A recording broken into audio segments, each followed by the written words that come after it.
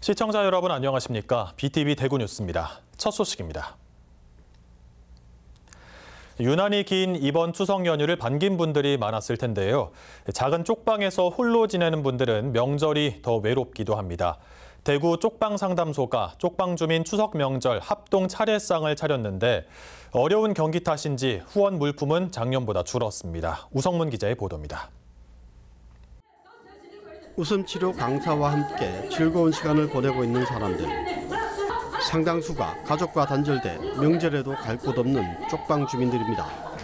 평소 좁은 쪽방에서 혼자 외롭게 지내다가 비슷한 처지의 사람들과 함께 어울리는 시간이 즐겁습니다.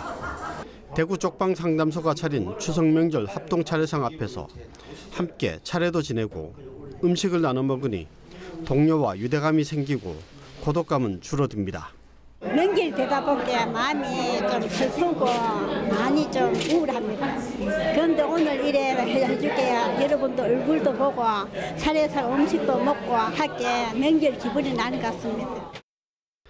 하지만 대부분의 쪽방 주민들에게 길어진 추석 연휴는 더 깊은 쓸쓸함을 느끼게 합니다. 그냥 집에 있을래 뭐 그렇게 추석이라고는 이렇게 느낌이 다르다고는 생각 안 해요. 명절이라고 해서 특별할 것도 없고 오히려 병원이나 공공시설들이 문을 닫는 기간이 길어 생활에 불편만 커질 뿐입니다. 명절이 계속 기다 보니 저희가 명절 기간에 꼭 필요한 여러 가지 서비스를 받으실 수 있도록 일부 시설들은 저희가 개방을 해서 이번 추석 경기가 어려워진 탓인지 대구 쪽방 상담소에 기부된 후원 물품도 작년보다 줄었습니다. 여기저기서 들어오는 후원 물품들을 모아서 선물을 드리는데 조금 많이 빈약해졌습니다. 최근에 이렇게 여러 가지 나눔이나 후원이나 이런 부분들이 경기가 너무 어렵다 보니 많이 좀 줄어든 경향들이 결과적으로 반영이 된 것 같습니다. 대구 지역의 작은 쪽방에 1인 가구로 거주하고 있는 쪽방 주민은 500여 명.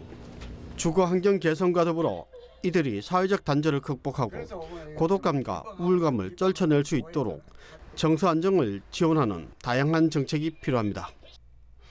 BTV 뉴스 우성문입니다.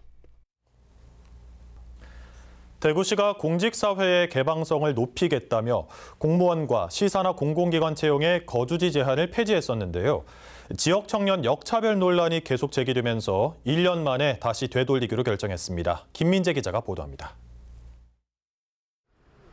대구시 공무원과 시사나 공공기관에서 신규 직원을 채용할 때 거주지 제한을 폐지한 건 지난해 7월입니다. 홍준표 전 대구시장이 추진했던 제도로 우수한 인재들이 대구로 모이면 공직사회의 개방성이 강화되고 지역에 새로운 활력을 불어넣을 수 있다는 취지였습니다. 하지만 제도 도입 초기부터 반대 여론이 강하게 제기됐습니다. 일자리 부족과 청년 이탈, 경제 지표의 부진 등과 그로 인한 지역의 한계를 지역의 폐쇄성이라고 말하시는 겁니까?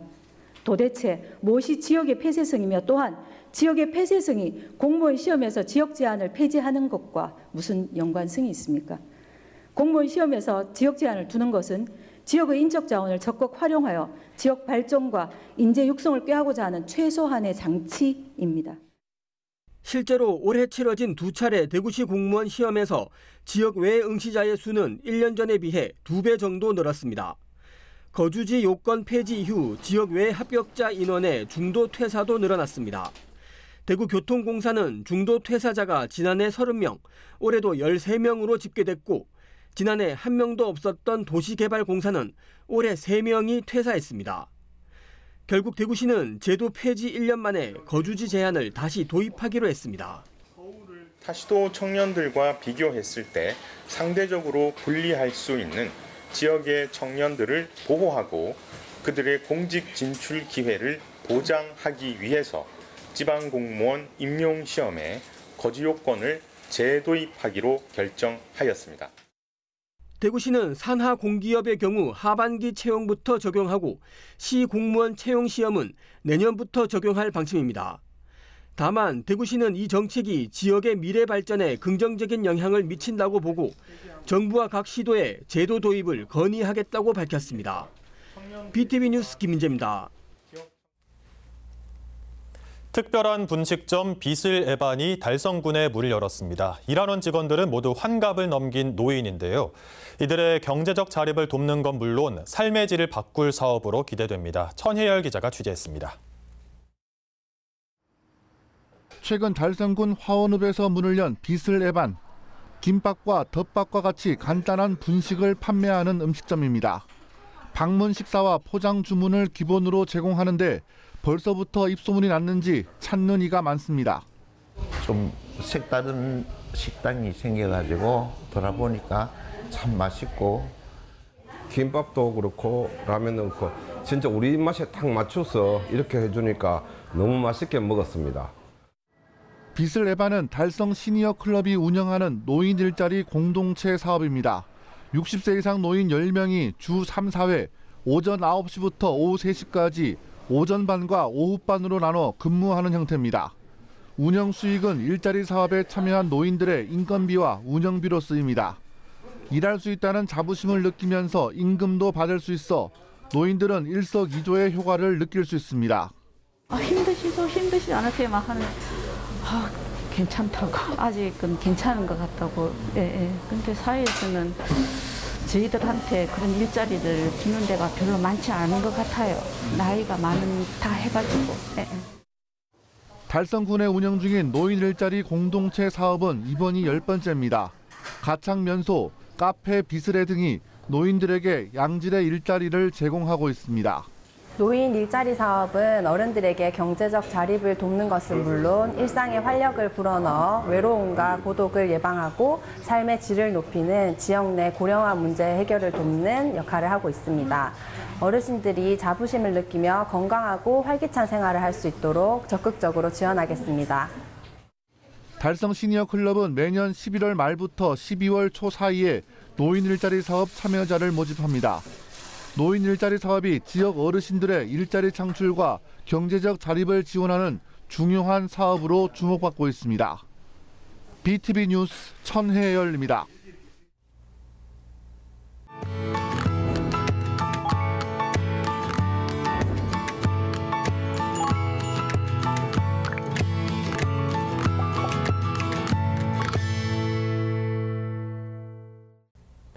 케이블 TV 공동기획 우리 동네 영웅 시간입니다.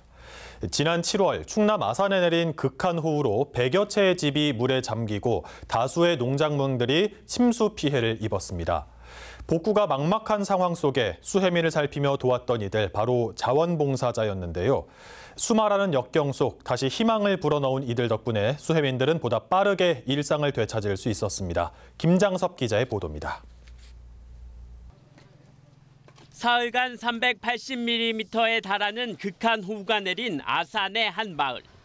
흙범벅이 돼 쓸 수 없게 변해버린 가재두구가 산더미처럼 쌓였습니다. 집안은 온통 흙투성입니다. 막막한 상황 속에서 묵묵히 구슬땀을 흘리는 사람들. 바로 피해 소식을 듣고 한 걸음에 달려온 자원봉사자였습니다. 진흙이라든가 이런 거 청소 좀 해주고 무거운 쓰레기 같은 거 끄집어내고 이렇게 해서 이제 어느 정도 시간이 지나가서 이제 말려야 좀 들어갈 수 있을 거 아니에요.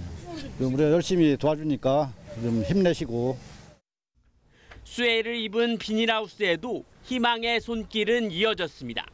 물에 닿아 쓸 수 없게 된 배양토를 포대에 담아 옮깁니다.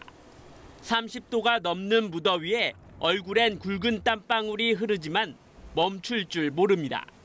수해민이 하루빨리 일상으로 돌아가기를 바라며 휴일까지 반납하고 팔을 걷어붙였습니다. 다시는 이런 일이 일어나지 않기를 바라겠지만 혹여나 또 이렇게 힘든 상황이 생긴다면 또 저희가 또 언제든 도움을 드릴 수 있도록 할 테니까 많이 힘내시고. 물이 들이차면서 침수됐던 벽지와 장판도 모두 걷어냅니다. 벽 모양에 맞춰 재단된 도배지를 붙입니다. 일손이 부족해 더디게 진행됐던 도배 작업에도 자원봉사자들이 힘을 보탰습니다. 빨리 해서 이제 가구가 들어오거나 해야 이제 수해를 입은 곳에 일상생활로 빠르게 복귀가 가능하기 때문에 그걸 위해서 지금 도배하고 장판 봉사를 하고 있습니다. 침수로 눈앞이 막막했던 순간 자원봉사자들의 도움이 있었기에 하루라도 더 빨리 안정을 찾을 수 있었습니다. 가군이 뭐니 다 전기 청소기니 뭐니 다 불쳐갖고 그래서 그때는 막막했었어요. 그래도 여러 사람이 와서 도와주셔갖고 힘이 많이 됐죠. 수해를 입은 아산을 위해 도움의 손길을 내민 자원봉사자는 모두 5천여 명. 아산 시민은 물론 공무원과 군인, 그리고 타 지역 시민까지. 일상 회복을 위해 한 달이라는 시간 동안 묵묵히 수해민의 곁을 지켰습니다. 그분들을 위로해주고 함께 울어주고 같이 웃어주고 그런 모습들 통해서 일상으로 다시 회복되는 모습을 봤을 때 너무나 정말 감사한 그런 감동적인 모습이 아닌가 저는 생각이 되어집니다. 이웃의 어려움에 내일처럼 주저없이 도움의 손길을 내밀어준 자원봉사자들. 모두가 진정한 영웅입니다. BTV 뉴스 김장섭입니다.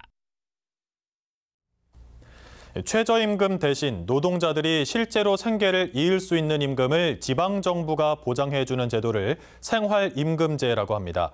전국 모든 지자체들이 다 도입하고 있는 제도인데요. 문제는 지역별로 편차가 너무 크고 그중에서도 대구가 전국에서 가장 적습니다. 가장 높은 광주와 비교했을 때 월 28만 원이 차이 났습니다. 김민재 기자가 보도합니다. 최저임금 수준의 급여를 받는 노동자들의 생활 안정을 도모하고자 도입된 생활임금제. 지자체가 보수를 조금 더 지급해주는 방식으로 올해 대구의 생활임금 적용 대상자는 1,700명 정도입니다. 공무원 보수 규정을 적용받지 않는 대구시와 공공기관 소속, 그리고 각종 용역업체 직원 등이 대상자입니다. 올해 대구시의 생활임금은 시간당 11,594원으로 이를 월급으로 환산하면 242만 3,146원입니다. 전국에서 가장 적습니다.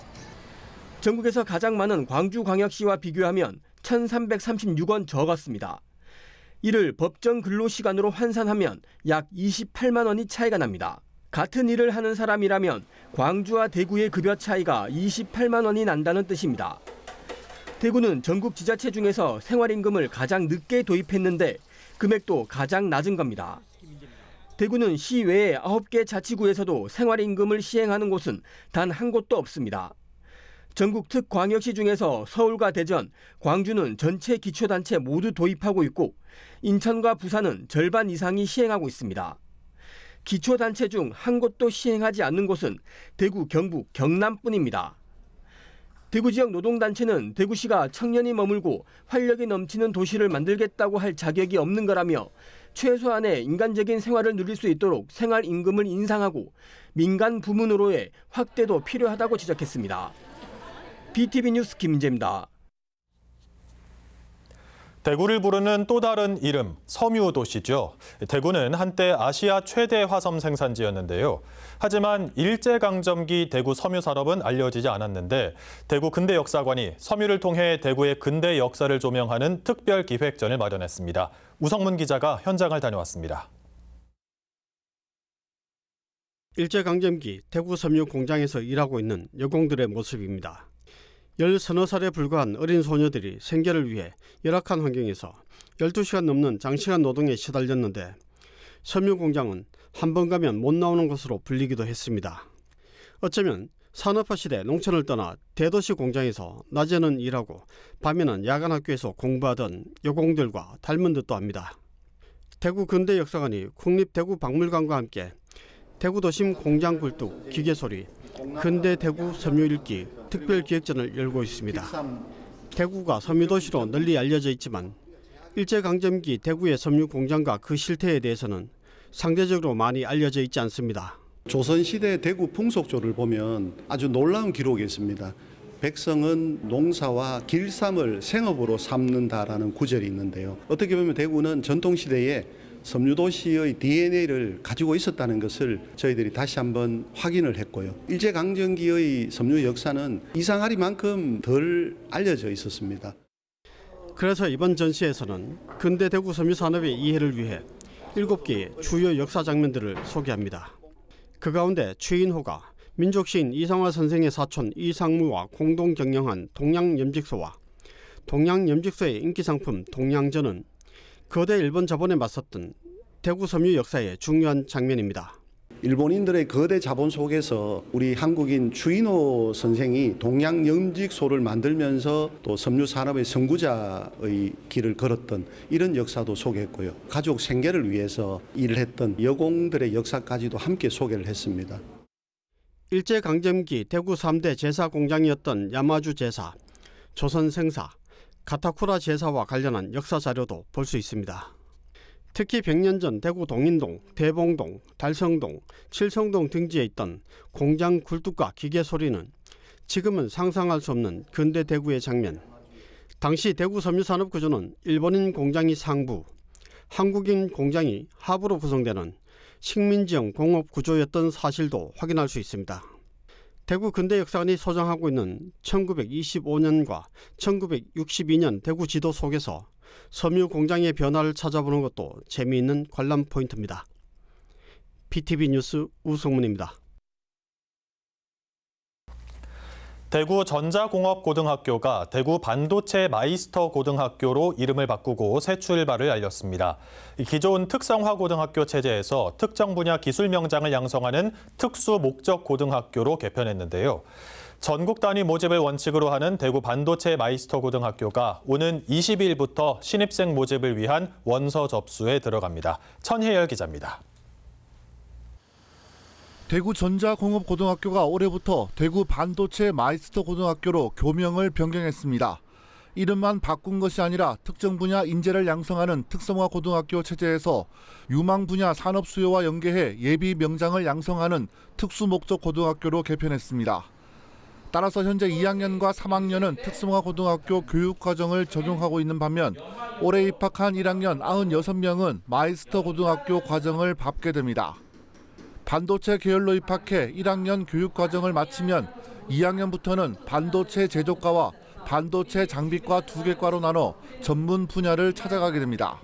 마이스터고가 확실히 기술 쪽으로 더 심화해서 배우는 쪽으로 하는 곳이라서 그거 생각하고 여기 들어왔었는데 확실히 장비나 그런 실습 수업들을 미리 체험하고 한번 실습해볼 수 있어서 재밌고 좋았어요. 마이스터 고등학교는 학생들이 교육에 집중할 수 있도록 쾌적한 기숙사를 제공합니다. 대구 반도체 마이스터 고등학교 기숙사도 내년 1월 말 준공을 목표로 현재 공사가 한창 진행 중입니다. 149실 규모로 전교생 288명이 2인 1실로 쓸 수 있고 일부는 게스트하우스로 활용한다는 계획을 세우고 있습니다. 저 원래 기숙사 생활하는 게 조금 걱정이 되긴 했었는데 이제 원래 친구들이랑 노는 걸 좋아해가지고 이제 기숙사에서 생활을 하다 보면 이제 친구들이랑 다 같이 생활을 하잖아요. 그럼 이제 공동체 의식도 기를 수 있고 단체 생활을 하다 보니까 저는 그게 또 잘 맞아가지고 그런 게 너무 행복하고. 대구 반도체 마이스터 고등학교는 앞으로 3년 동안 300억 원을 투입해 최첨단 교육 인프라를 구축할 계획입니다. 경북대학교, 디지스트, 그리고 지역 우수 반도체 기업들과 긴밀한 협력을 통해 실무 중심의 고급 교육 과정을 운영한다는 방침입니다. 방과 후 교육, 동아리 활동, 글로벌 현장 체험 기회를 제공해 취업률 100%에 도전한다는 목표를 세웠습니다. 3학년이 되면 학생의 희망과 역량에 따라 대기업, 공기업, 반도체 전문기업에 취업하는데 취업 후 일학습 병행 또는 선취업 후진학으로 학위를 취득하여 초급, 중급, 고급 엔지니어, 이어서 반도체 최고 기술자로 성장할 수 있도록 적극 지원하겠습니다. 반도체 기술 분야 예비 명장을 양성하는 마이스터 고등학교는 대구를 포함해 전국의 3곳분으로 모두 전국 단위 모집을 원칙으로 합니다. 대구 반도체 마이스터 고등학교는 오는 20일부터 2026학년도 신입생 96명 모집을 위한 원서 접수를 시작합니다. BTV 뉴스 천혜열입니다.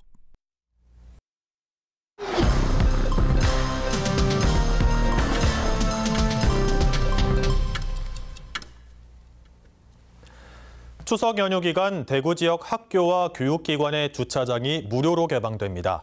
대구시 교육청에 따르면 3일부터 9일까지 학교 364곳, 교육행정기관 20곳의 주차장이 개방됩니다.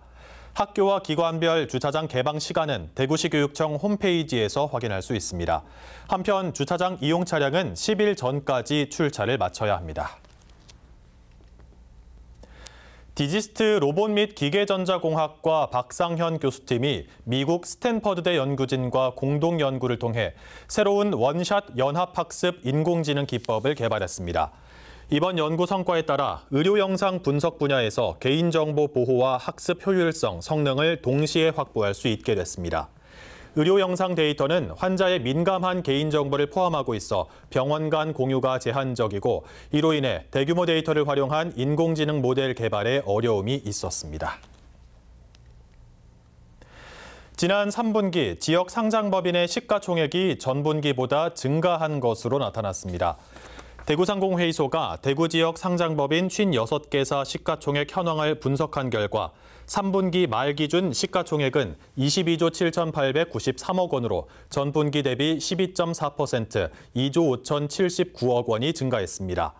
이 가운데 코스피 시가총액은 17조 8,315억 원으로 전분기 대비 14.8%, 2조 3,022억 원 증가했으며 코스닥은 4조 9,579억 원으로 전분기 대비 4.3%, 2,057억 원이 늘었습니다. 프로축구 대구FC 혁신위원회가 2차 정규회의를 통해 구단 운영 개선 방안을 논의했습니다. 회의에서는 이달 내 단장 선임, 조직 진단, 스카우팅 시스템 재설정 등의 주제가 다뤄졌습니다. 이를 통해 대구FC는 운영 효율성과 경쟁력 강화를 목표로 하고 있습니다. 대구의료원이 이달부터 지역 내 최초로 장애인을 위한 건강검진을 실시합니다. 예약제로 운영되며 전화나 홈페이지를 통해 예약이 가능합니다. 장애인을 위한 맞춤형 검진 시설을 갖춰 더욱 체계적인 건강관리를 지원할 예정입니다. 행정안전부가 주관하는 2026년 자연재해 위험개선지구 사업의 달성군 합입면이 선정됐습니다. 달성군은 총 425억 원을 투입해 현대소하천 정비를 추진할 계획입니다. 대구시 교육청은 밀봄 학교의 운영을 담당할 밀봄 지원실장 50명을 추가 선발합니다. 이들은 2년 임기의 교육연구사로서 학교의 기획 및 연구와 인력의 역할 분담과 조정을 맡게 됩니다. 이상 간추린 소식입니다. BTV 뉴스는 뉴스 홈페이지에서도 바로 시청하실 수 있습니다. 시청자 여러분의 많은 관심 바랍니다. 이상으로 뉴스를 마칩니다. 함께해 주신 여러분 감사합니다.